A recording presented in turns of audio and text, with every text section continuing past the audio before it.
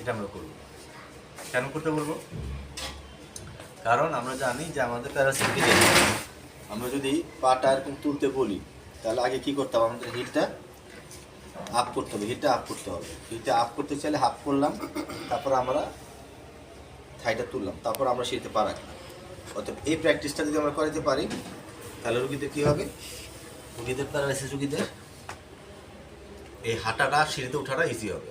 আমরা এই প্র্যাকটিসটা এখন থেকে চেয়ারে বসে আমরা করাবো, করার পরে আমরা রুগীদের হাঁটার দিকে আমরা নজর দিব।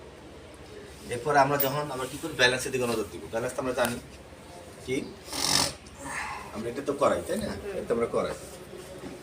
এই ব্যালেন্সটা আমরা সবসময় আমরা কি চেষ্টা করি, আমরা এই ব্যালেন্সটা রুগী যেন থাকে।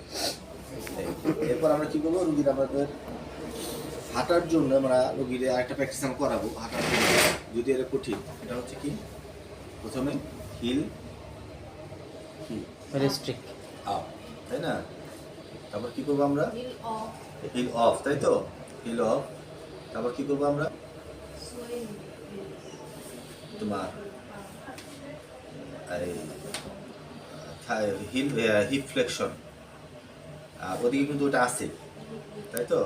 আবার কি, নি এক্সটেনশন, তারপরে হিল বা হিল টাচ, তাই তো? এই প্র্যাকটিসটা করাইতে হবে, প্র্যাকটিসটা আমরা করার চেষ্টা করতে হবে, ঠিক আছে? আমরা কী করে, আমাদের প্রথমে আমাদের সামনের দিকে একটু পেলভিসের সামনে নিতে হবে, সাথে সাথে আমাদের হিলটাকে আপ কি করতে হবে, হিলটা আপ করতে হবে, তারপর আমাদের সুইং করে হিলটার সামনে নিতে হবে, তারপরে হিলটা লাগিয়ে দিতে হবে। এটা সেভ করে ফেলো, এটা